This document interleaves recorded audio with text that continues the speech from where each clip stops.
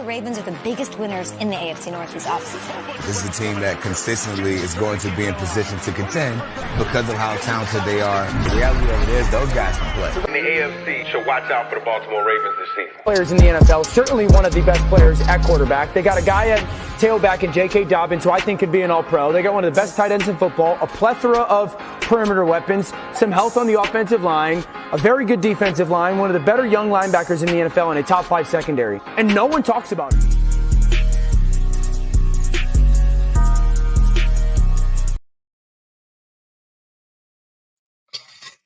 Yo, what it is? Welcome back to the post-game show of the At the Bank of a Baltimore Ravens podcast, yo.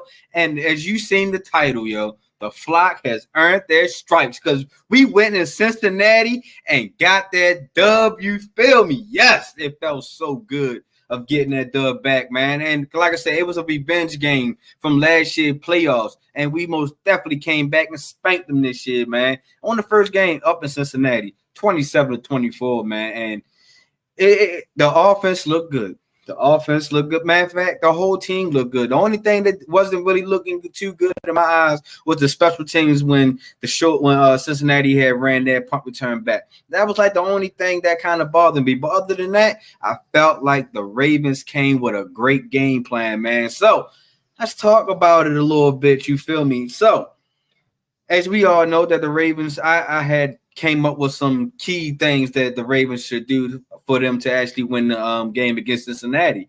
And honestly, I felt like the Ravens listened to this show on Saturday and actually was like, all right, Dad, we're going to do that. We're going to do that. And we're going to do that. You feel me? Because they did exactly what I had asked them to do.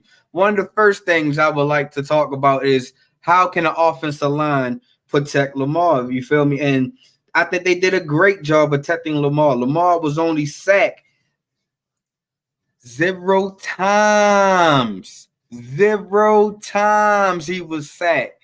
So that was a big upgrade from last week, from not getting sacked, man. And because, like I said, man, if we can protect Lamar looks good and stay clean, things can happen.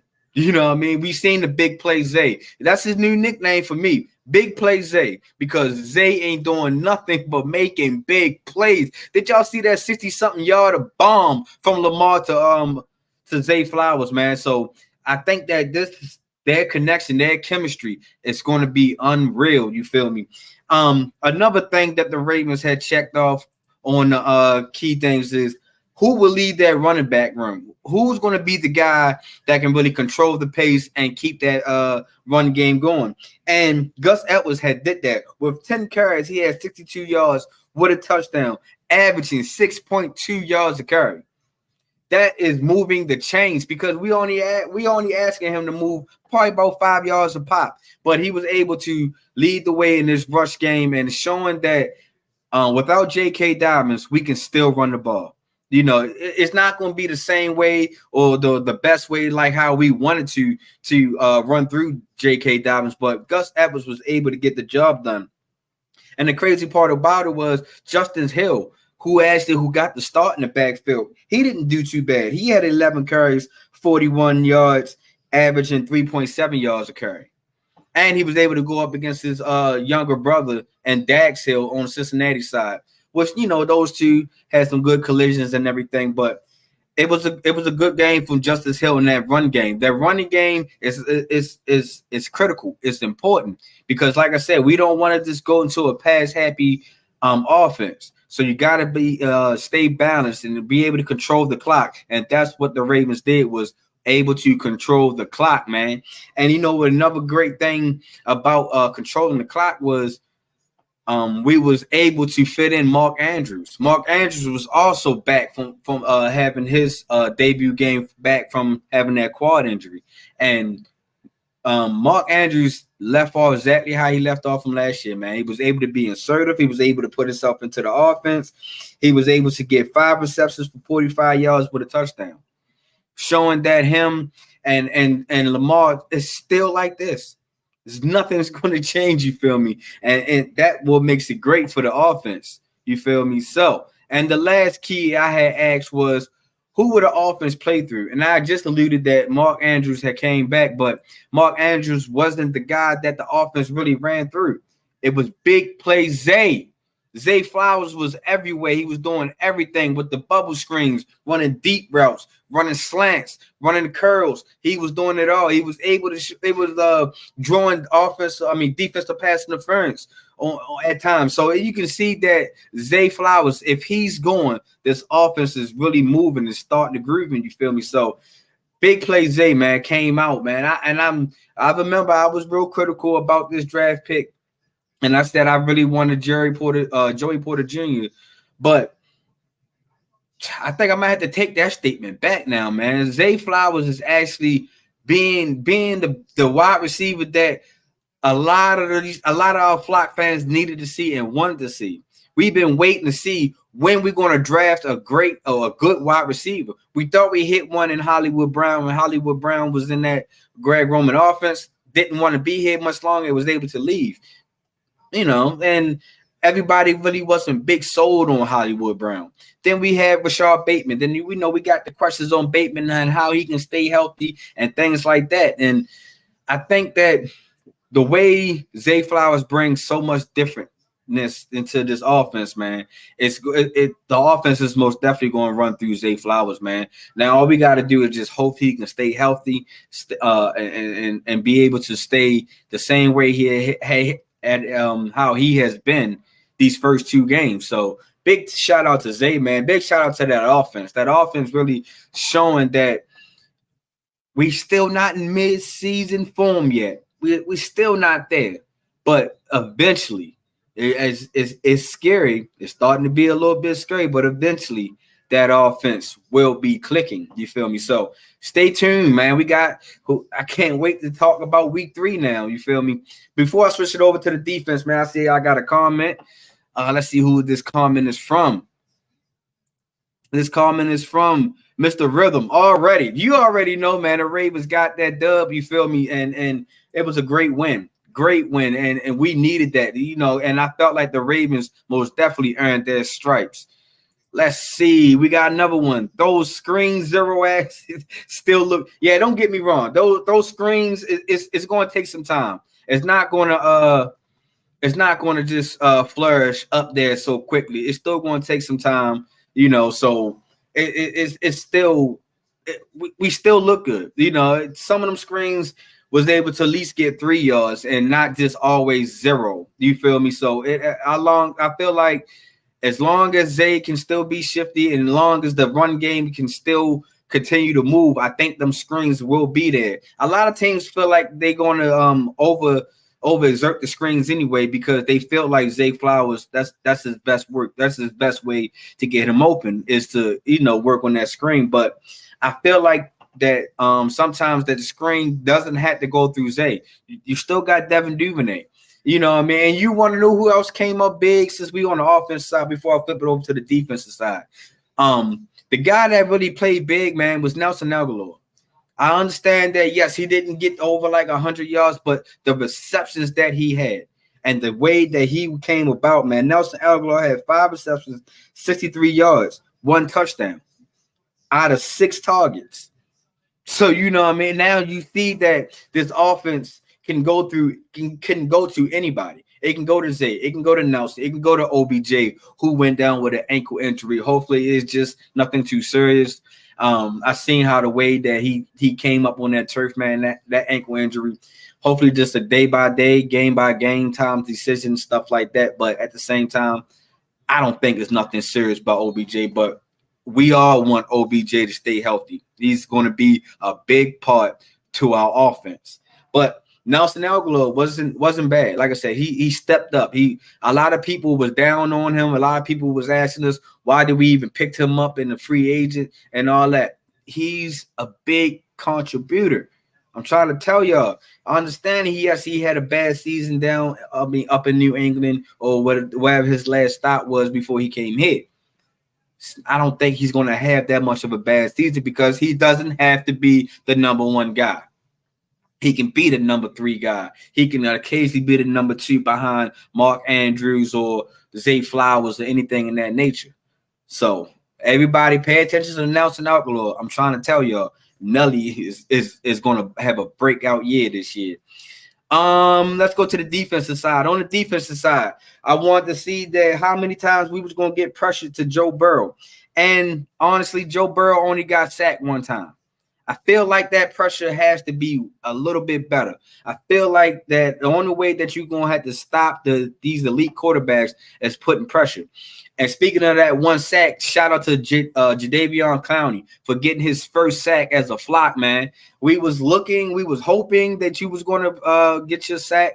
And now that you finally got it, because I felt like you should have got 2 last week. Now that you got your first one, man, you settled in. Now is keep putting pressure on the quarterbacks. That's what the Ravens have to do, man. The Ravens have to keep putting pressure on the quarterbacks. And like I said, even though we didn't get to a lot of sacks, the pressure was there because we able to force Joe Burrow into a turnover. He threw an interception deep into the red zone to Geno Stone.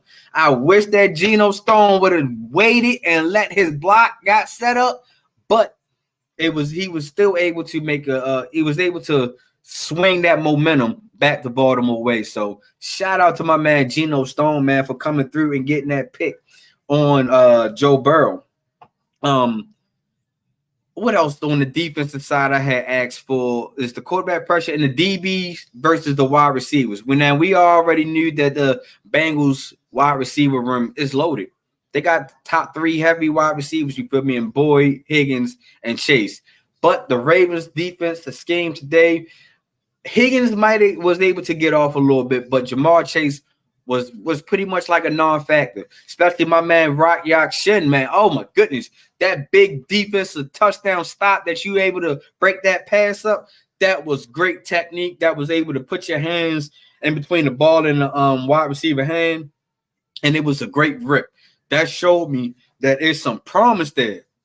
All you gotta do is stay healthy. Ronald Darby, he had a decent game. Yes, he did get a touchdown scored on him. I felt like Higgins should have been called for an offensive PI, but hey, referees can't see everything. And you're not going to get everything called. So, I feel like Higgins, and plus Ronald Darby is like, 5'8", 5'9" versus a 6 foot, 6'1". Sometimes them jump balls is most definitely going to win in a taller guy's favor. So, other than that, I felt like the DBs was able to hold their own. Like I said, you hear Geno Stone getting this interception. You seen Kyle Hamilton was able to make a stop, a big play, because this one play that Kyle Hamilton got this one tap on. I think if he would have missed, it would have been a scoring touchdown for the Cincinnati Bengals. So shout out to Kyle Hamilton being so athletic enough to stop, to be able to break down and get that tackle. To stop Cincinnati from scoring. What else on the DB side? I felt like who else showed up a little bit? My guy Washington, number 29, man. I felt like he got happy feet a little bit, man. Sometimes I felt like he tripped over his own feet. I feel like sometimes he can't just get his feet underneath of him. But I think that he's going to go through the growing pains now. But by the end of the season, that guy Washington will be a decent corner. I felt like he doesn't give up. He doesn't get down on himself if he gets beat. And that's what most of these corners needs to realize. It's like you can't make every play. You can't stop every play. But the thing is that you must do is make sure that you show up to every play. You feel me? So shout out to Washington for not giving up. You able to get was almost forced a sack also. And the way you do your DB blitzes, my guy, you look like you might have a home, but don't get too comfortable. I think that's all for the DB side, man. One more thing that I had key was forced turnovers, and you heard me say that the Ravens have to force turnovers. You heard me say that Geno Stone got his one interception. Also that and that was like the only turnover, but we won that turnover battle because the Ravens did not have any turnovers this game. So that was a great way to actually put yourself on top of the AFC North now.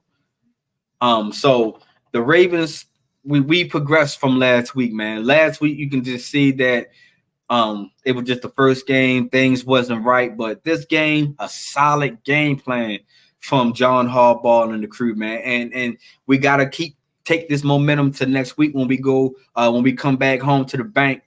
When we face the Indianapolis Colts, and I feel like this is another game that we can grab and take go into 3-0 to start the season, because right now the Colts quarterback is in concussion protocol. He didn't even finish the game. They had Gardner Minshew as their quarterback to finish the game. So it's just a positive outlook right now for the Flock, man. And before I let y'all go, man, let me let y'all know about a couple penalties, a couple things that the Ravens did on some miscues. We had, turnovers. We had 0 turnovers, but penalties, we was 6 for 56. We had our total offensive yards was 415 to Cincinnati, 282. We had total plays. The Ravens had 70. The Bengals had 57. And you can just see that the Ravens was pretty much this owning the game and was taking control of the game, controlling the clock, and was able to also put points up on the board, because that's what we need. We need these games for us to put up points. And I feel like if the Ravens can put up 24 points or more, we are a scary and dangerous team. You feel me? So that's all I had for this post-game recap, man. Let's see. I do have another comment. The comments from Mr. Rhythm says the defense showed that they can slow down Burrow too. For sure. They most definitely showed that if they have a solid game plan and they can stick to it, the Ravens defense can be a top defense in the league. Only thing we got to do is now keep getting quarterback pressures. And I feel like if the Ravens can keep on getting quarterback pressures, I feel like the Ravens can most definitely pull out a lot of games this year. So I appreciate everybody joining into this Earn Your Stripes post-game recap, man. It was a great game for the Flock, man. Now it's time to go back to the drawing board. It's time to put yourself in the ice baths. It's time to get up on Tuesday when the Ravens come back to practice and really start putting that forward, going towards the Indianapolis Colts. And I feel like this is the year that we can start the season off 3-0. So, as always, I appreciate y'all, man. Make sure that y'all go follow my Instagram at @thebank_podcast, my TikTok at @thebank_podcast. And if you are into this Twitter, make sure y'all go follow my Twitter page at @thebank_pod. But also, I need y'all to go out here and follow the Grid Network. The Grid Network is the home network where you get this at the Bank Podcast. So make sure y'all go and follow the Grid Network on all social media platforms and on YouTube as always. You feel me? So if you most definitely would love to see us keep on striving and getting better, make sure y'all go ahead and share, and subscribe to the YouTube channel. I guarantee you, you're going to get different, because that's the model that we live by. Dare to be different. Enter the grid, you feel me? So, and another thing, next Sunday is the tailgate show. So if you're not following my Instagram right now, make sure y'all do it right now at @thebank_podcast, where I will be down entertaining the Flockers at the tailgate, you feel me, as we take on the Indianapolis Colts. So make sure y'all tune into my Instagram special, because that's the only way that you're going to get it or see it is on Instagram. You feel me? So there we have it. And as always, big trust, because why trust anything else? I'm out.